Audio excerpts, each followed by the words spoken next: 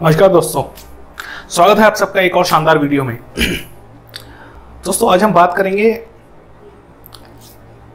सुशांत सिंह राजपूत का मर्डर या सुसाइड जो भी है, उससे हमें और हमारे पेरेंट्स को क्या सीख मिलती है, इसके ऊपर हम बात करेंगे।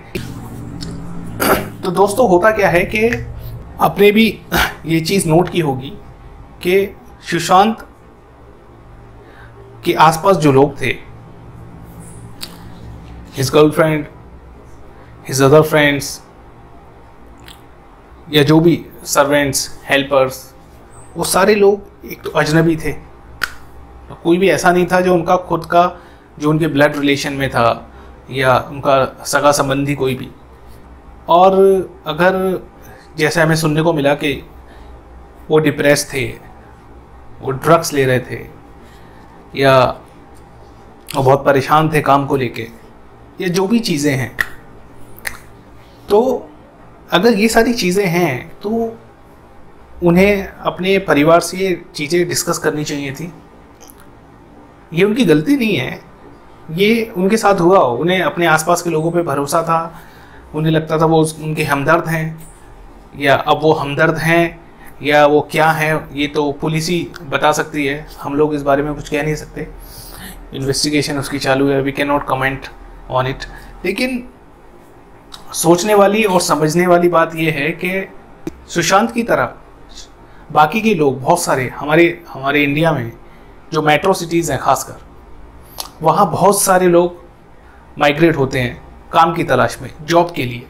किसी का जॉब बेंगलोर में लगता है, किसी का मुंबई में लगता है, किसी का दिल्ली में, किसी का चेन्नई में, अहमदाबाद, बहुत सारे, कोलकाता। तो लोग जाते हैं वहाँ पे क्योंकि जॉब करना है, जॉब के लिए वहाँ उन्हें जाना पड़ता है।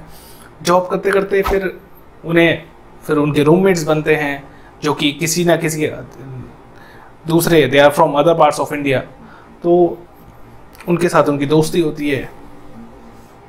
लेकिन अब हमें इस केस के बाद हमें ये समझने की ज़रूरत है कि हमारे आसपास जो लोग रह रहे हैं, जिनके साथ हम लोग रह रहे हैं, वो कितने जेन्युइन हैं, वो कैसे लोग हैं, क्या वो वाकई में मेरा भला चाहते हैं, क्या वो वाकई में मेरे वेल विशर हैं, क्या मुझे उनके ऊपर ब्लाइंडली विश्वास करना चाहिए उन पे, जो मेरे साथ रहते हैं दिन रात मेरे घर में। वो बात अलग है कि आप उनके साथ एक फ्लैटमेट के तौर पे रहते हो, लेकिन फिर भी आपको उन पे ब्लाइंडली ट्रस्ट नहीं करना चाहिए, क्योंकि आई थिंक आज का ज़माना ऐसा है कि प्रैक्टिकल होने की बहुत ज़रूरत है। और आपको ये समझना होगा कि जो मेरी संगत है या जो मेरे आसपास लोग हैं, वो मुझसे क्या चाहते हैं, वो आपको ये समझने की बहुत ज़रूरत है। क्योंकि हम कहीं ना कहीं ये एक मिस्टेक कर जाते हैं, ये सोच के कि नहीं यार, ये मेरा अच्छा दोस्त है। लेकिन वो अच्छा तब तक है जब तक आपके साथ वो कुछ गलत नहीं कर रहा है। जिस दिन वो गलत कर देगा, आपका सारा भ्रम टूट जाएगा।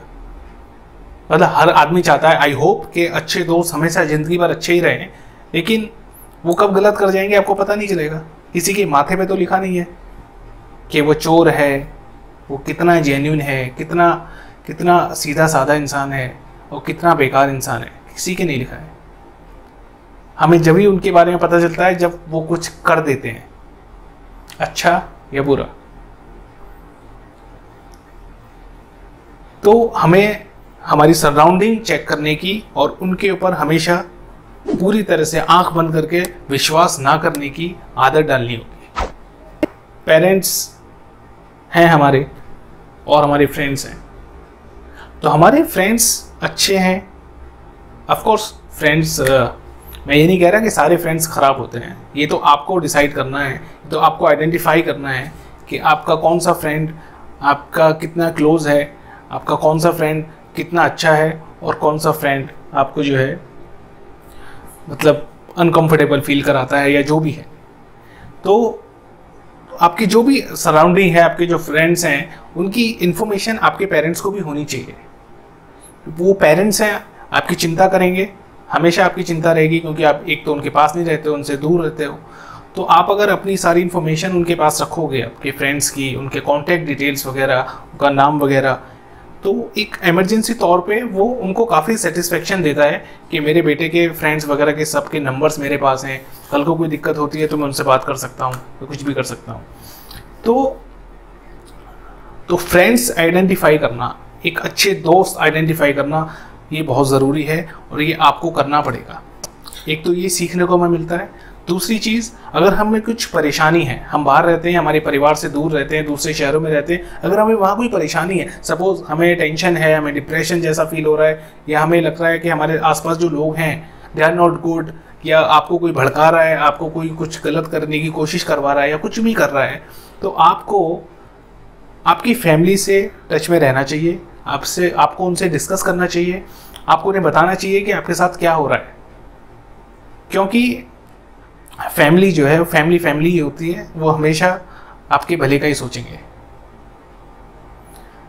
तो अगर आई थिंक सुशांत ने भी यही किया होता, उन्होंने अगर अपनी प्रॉब्लम्स शेयर किए होते अपने फादर के साथ, अपने सिस्टर्स के साथ, या उनको बोला होता कि मेरे पास आके रहो या मुझे अपने पास बुला लो 1-2 महीने के लिए, 4 महीने के लिए, 6 महीने के लिए, कोई बड़ा कुछ नहीं होने वाला था, या जो भी है। मतलब ये तो हम सिर्फ कह रहे हैं, जो हमने देखा सुना उसके बेस पे मैं ये आपसे कह रहा हूँ। अल्टीमेटली क्या रिजल्ट निकल के आएगा इन्वेस्टिगेशन के बाद, तो उसके फिर मायने अलग ही होंगे। तो इन चीज़ों को अगर हम अपने परिवार से डिस्कस करें, हमारी प्रॉब्लम्स को, तो हमें एक अच्छा गाइडेंस मिल सकता है और हमें एक अच्छी हमारी एक सेफ्टी, जिसे आप कह सकते हो, कि हम सेफ फील कर सकते हैं कि हम अपने परिवार के साथ हैं, यहाँ हमारे पास लोग हैं जो मेरा भला चाहते हैं। दुनिया में सारे लोग अच्छे नहीं होते, दुनिया में सारे लोग बुरे भी नहीं होते, लेकिन कब कौन अच्छा और कब कौन बुरा निकल जाए ये कोई कह नहीं सकता। तो हमें थोड़ा सा, वो कहते हैं ना, चौकन्ना होने की ज़रूरत है। हम ये नहीं कहते कि किसी को भी जाके बोलो ये तू चोर है, ये तू राजा है, तू अच्छा है, तू बुरा है, नहीं। हमें सिर्फ चौकन्ना रहना है और हमारी प्रॉब्लम्स हमारे परिवार के साथ हमें शेयर करनी है। तो इन चीज़ों पे मुझे लगता है ये चीज़ें सीखने वाली हैं सुशांत सिंह राजपूत के केस से, और पेरेंट्स को भी और बच्चों को भी, सबको इन चीज़ों पे ध्यान देने की ज़रूरत है। बस इतना ही आप सबसे डिस्कस करना था। अगर आप मेरी बात से सहमत हैं तो वीडियो लाइक करके, कमेंट करके ज़रूर बताइए और चैनल को सब्सक्राइब ज़रूर कीजिए। सो दोस्तों, मिलते हैं एक अगली वीडियो में, तब तक के लिए बाय बाय।